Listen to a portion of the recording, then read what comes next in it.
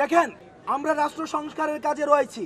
যেখানে পার্শ্ববর্তী দেশ আমাদেরকে সহায়তা করার কথা, সেখানে তারা নানাবিধ বিভিন্ন আন্তর্জাতিক ষড়যন্ত্রে লিপ্ত হচ্ছে।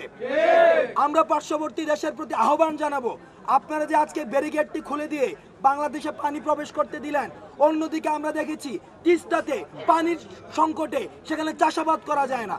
আমাদের যখন পানির প্রয়োজন আপনারা তখন পানি দিচ্ছেন না, আর যখন পানির প্রয়োজন নেই আপনারা বেড়িবাঁধগুলো খুলে দিয়ে বন্যায় বাংলাদেশের মানুষকে আপনারা সংকটের মধ্যে ফেলেন।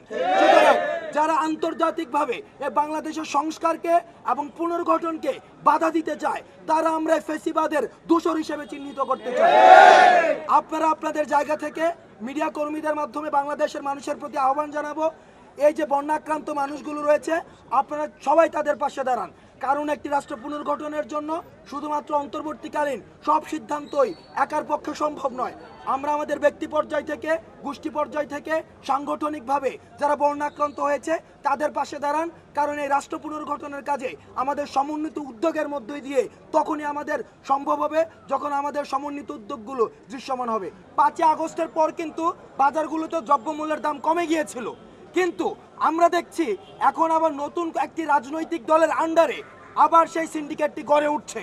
আমরা এই সিন্ডিকেট থেকে সতর্ক করে দিতে চাই, আপনারা যদি জনমুখী কোনো সিদ্ধান্তের বাইরে গিয়ে সিন্ডিকেট বা মাফিয়াতন্ত্র তৈরি করে বাজার ব্যবস্থাপনার মধ্যে কোনো ধরনের অসন্তুষ্টি তৈরি করেন, তাহলে ছাত্র নাগরিক যেভাবে শেখ হাসিনাকে যেভাবে গদি থেকে নামিয়েছিল, ঠিক একইভাবে এই যে সিন্ডিকেটগুলোর বা মাফিয়াতান্ত্রিক যে সিন্ডিকেটগুলো রয়েছে সেই সিন্ডিকেটগুলো সমূলে উৎপাটন করবে।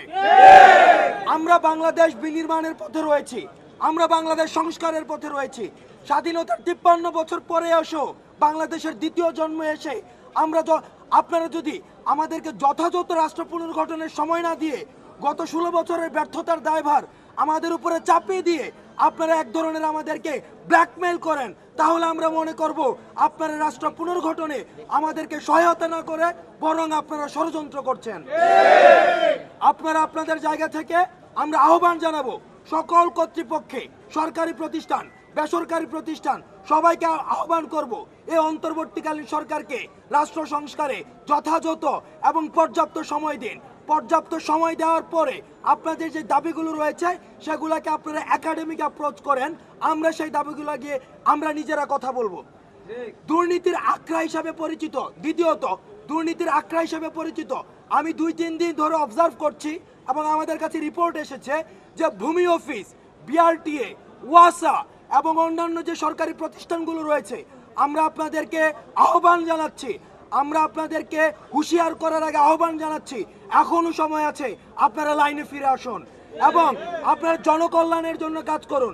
আপনারা যদি এই দুর্নীতির শৃঙ্খল আরো বৃদ্ধি করেন, তাহলে জনগণ আপনাদের 5ই আগস্টের মতো, বঙ্গভবনের মতো, সংসদ ভবনের মতো ভূমি অফিসগুলো, বিআরটিএ, ওয়াসা এগুলোর সবগুলোর একই ধরনের পরিণতির জন্য আপনারা প্রস্তুত হন। সুতরাং আমরা মনে করবো যে কাস্টমসে যারা রয়েছেন ঘুষ খেয়ে কখনোই রাষ্ট্র সংস্কার করা যায় না। আপনারা রাষ্ট্র সংস্কারের সহযোগী হন। যদি আপনারা কোনো সরকারি প্রতিষ্ঠানে কেউ যদি ঘুষ খায়, তাহলে প্রথমেই আপনারা তাকে ঘুষি মারুন। এই ঘুষিটি একটি ম্যাটাফরি করতে ব্যবহার হচ্ছে, অর্থাৎ তাকে সাথে সাথে প্রতিরোধ করুন। প্রতিরোধ করে বিদ্যমান আইন শৃঙ্খলা কাঠামোর মধ্যে যে বিচার ব্যবস্থা রয়েছে তাকে বিচারে সোপর্দ করুন। আর যারা চাকরি করছেন, আমরা আপনাদেরকে সতর্ক করে দিতে চাই, বিগত সরকারের সময় যে ধরনের শাস্তি হতো, মৃদু তিরস্কার অথবা ওএসডি, এগুলো কোনো শাস্তি নয়। আমরা নিশ্চিত করব এই অন্তর্বর্তীকালীন সরকার দৃষ্টান্তমূলক শাস্তি নিশ্চিত করবে, পদচ্যুত করা হবে। প্রয়োজনে বিদ্যমান যে আইনি কাঠামো রয়েছে এই আইনি কাঠামোর মধ্যে দৃষ্টান্তমূলক শাস্তির ব্যবস্থা করবে এবং যা করা প্রয়োজন তা করে এই যে ঘুষের যে বাণিজ্য রয়েছে, দুর্নীতির যে আখড়া রয়েছে, সেটিকে ছাত্র নাগরিক সমূলে উৎপাটন করবে। সর্বশেষ আমরা আজকে খবর পেয়েছি এবং এটি আমাদের বাংলাদেশের জন্য অত্যন্ত